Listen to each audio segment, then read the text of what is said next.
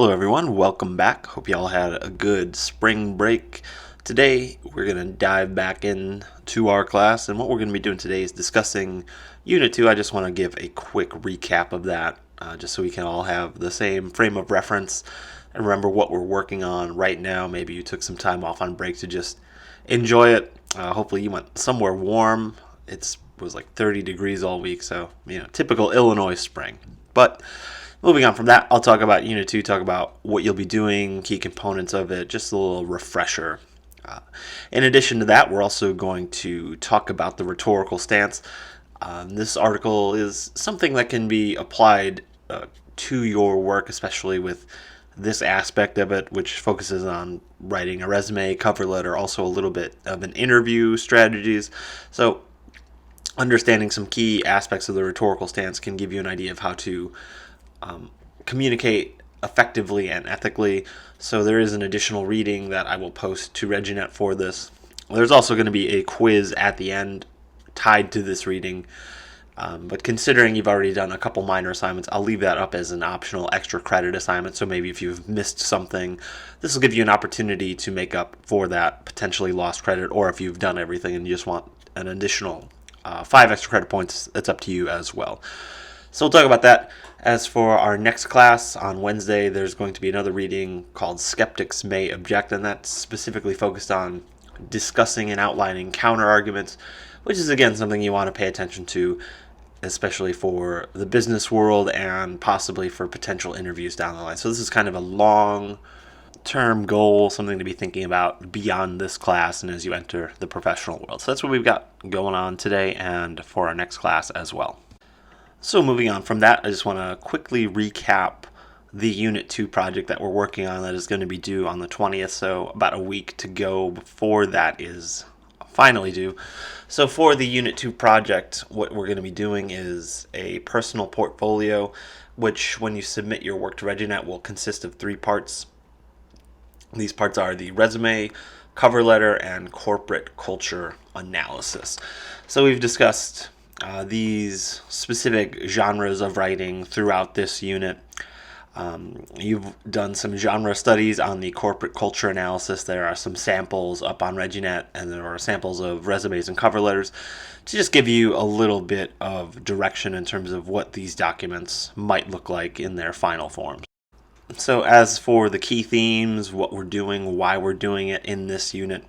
So with this unit, the goal is on just kind of applying the skills we're learning throughout the semester to think about how communication is going to look beyond the academic sense and think about how is this going to apply to real world situations. And part of that is finding a job that you're actually going to be interested in. That gives you kind of the intrinsic motivation throughout this project.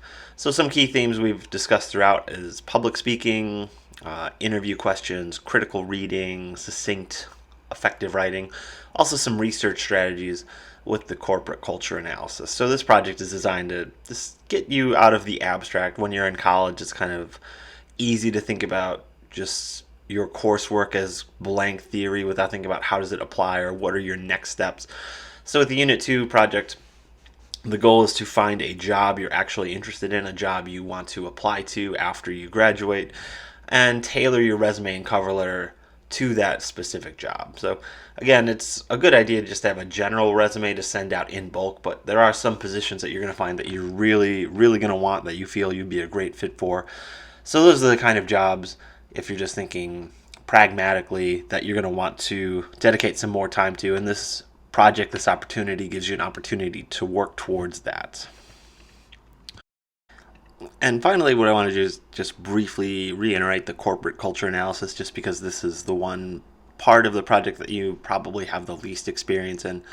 So for the corporate culture analysis, what you're going to do is after you find a job posting you want to apply to, you're going to do a little bit of digging and see what the company has to offer, what it might be like to work there, what values does a corporation have. So in this analysis, which is going to be brief, about 1.5, 2 pages, casual tone, you're just writing this for yourself, for your own knowledge base.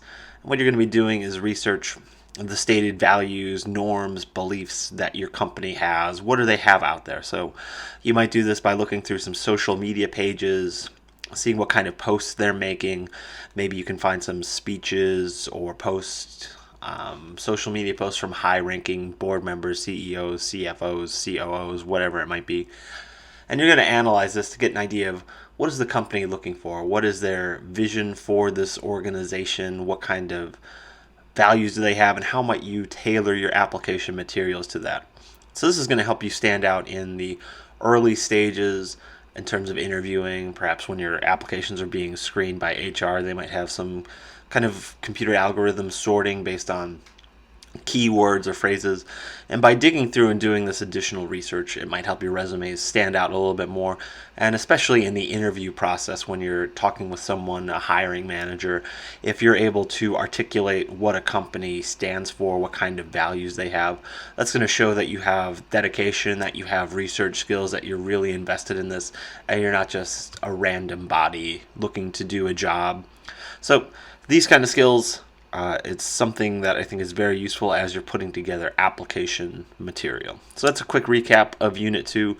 On the ReggieNet today, I'll repost some of the examples I have throughout this semester, just so you can get an idea in terms of what this assignment is going to look like. So, yeah, that's it for Unit 2. If you have any questions or if anything's still a little confusing, by all means, send me an email, set up an office hour visit, and we can talk through that.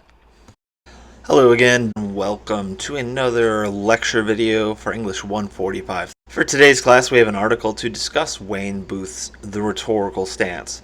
Now, this is an interesting piece of scholarship that kind of builds off some of the work we've done earlier this semester when we were talking about rhetorical situations. The rhetorical stance is another way to think about how we construct arguments, how we're interacting and communicating with people. Now, what this article does in particular is discusses some of the imbalances, some of the things that we can do incorrectly that can kind of make our arguments less effective or make it obvious to an audience that we're trying to manipulate them to some degree. So there are three aspects of the rhetorical stance that we are going to discuss today: the pedant stance, the advertiser stance, and the entertainer stance. So I'm going to cover these, talk about what they are, what they look like, and then after that there is a quiz for you all to take. It's posted up on ReggieNet, so you'll have an opportunity to do that. You can work as an individual, or if you have a group you would like to work with, you can coordinate that. I'm not going to assign groups, it's entirely up to you. So that's what we have going on for today's class. We're going to move into the discussion of the rhetorical stance.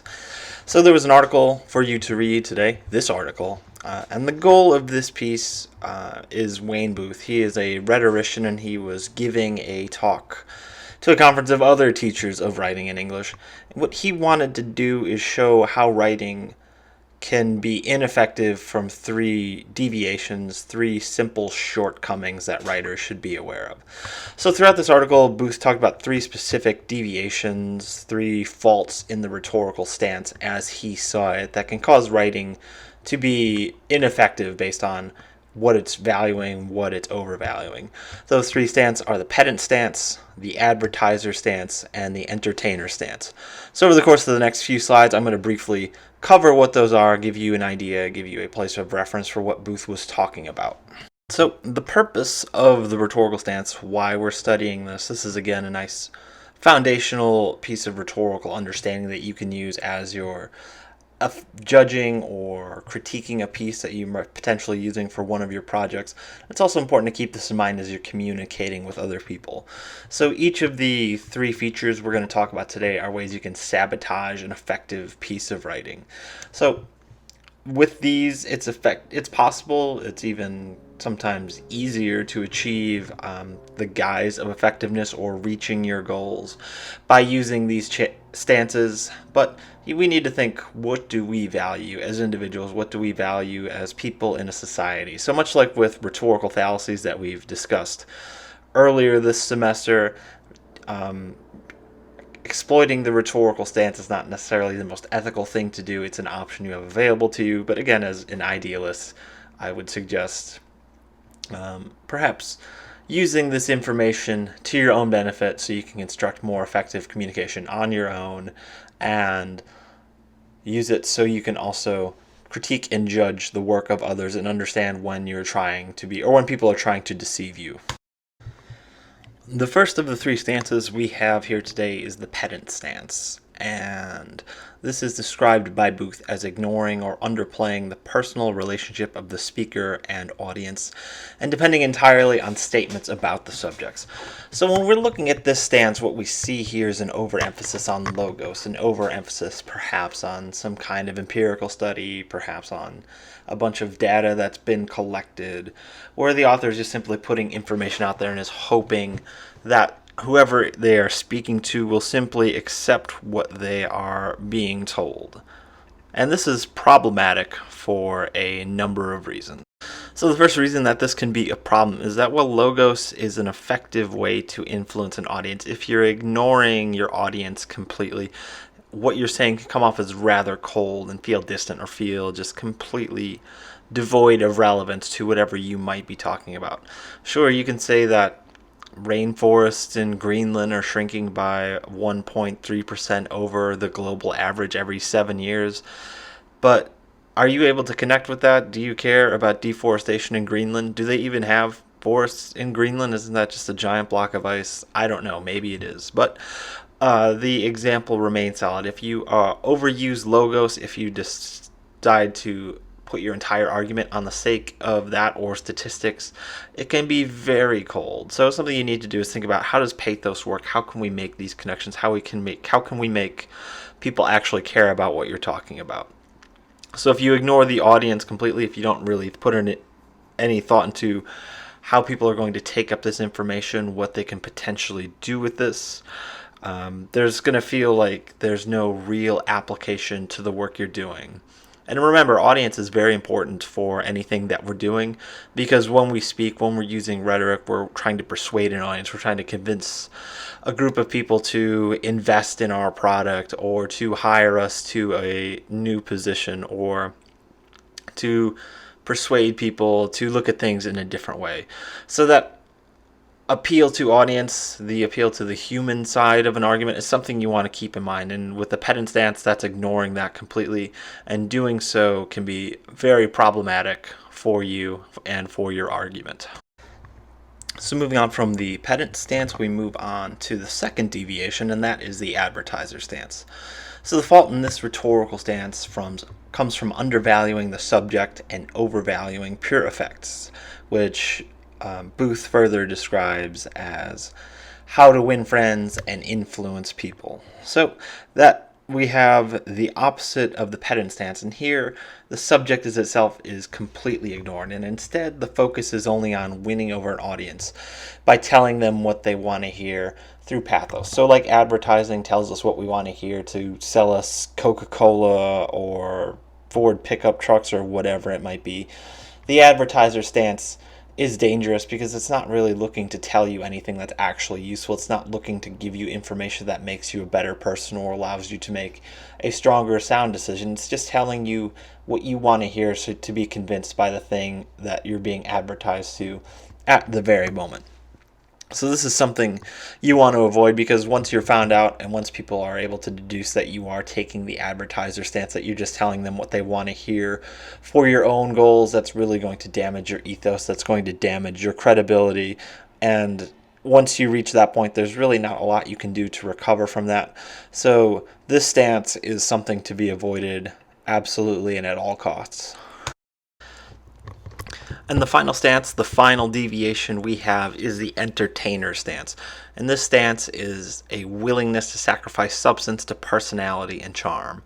So the entertainer stance and the advertiser stance work seemingly together, where they're both trying to influence an audience by telling people what they want to hear in the advertiser stance, and the entertainer stance is telling you what you want to hear in a way you want to hear it.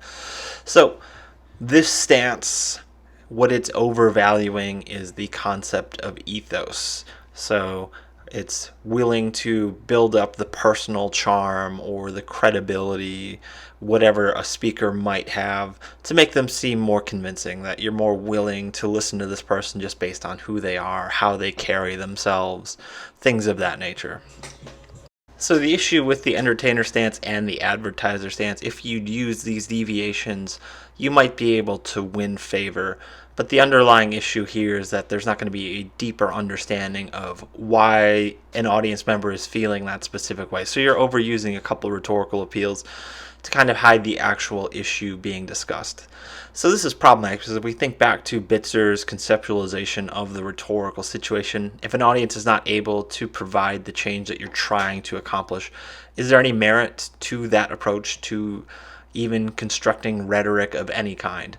So with these deviations of the rhetorical stance, you want to be thinking about what's the end game. Do you want to sacrifice your potential long-term success for short-term accomplishments of whatever it is you're trying to do?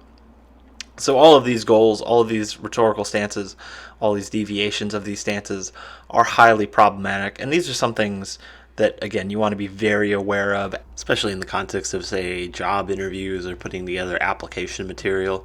You might be able to utilize these stances to game the system a little bit, but eventually you are going to have to deliver on those, and if you're unable to, you need to think about what's that going to do to your credibility and your potential for long-term success in whatever field you end up entering upon graduation. So the reason this article is called The Rhetorical Stance is that Booth understands that there's nothing inherently wrong with using any of these stances in moderation. To a degree, it's kind of necessary. You need a little bit of personal charm. You need a bit of statistical data to influence an audience to take some sort of action. But it's important to remember that it's a balancing act. If you overuse one of these, if you focus too much on something, if you focus too little on something, it's going to take the stance of your work out of alignment, out of balance, and will ultimately sabotage the writing, the communication that you're trying to accomplish. So take these lessons, keep them in mind, and again, even though I had a lot of negative things to say about exploiting these stances, that is taking it to the extreme, and each of these stances, each of the rhetorical appeals that they manipulate to certain degrees, there's nothing inherently wrong with them. Just make sure you're using these in a judicious and balanced way.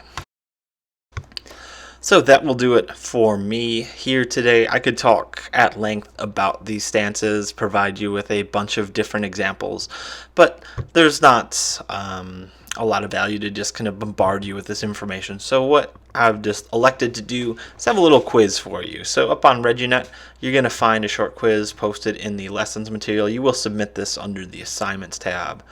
And what this quiz is going to do is ask you to consider some aspects of the rhetorical stance. So read through the questions, give me a good solid paragraph on each of them, and this will give you an opportunity to apply some of the concepts we talked about, give you an opportunity to articulate your thoughts on what these stances are, what these deviations mean.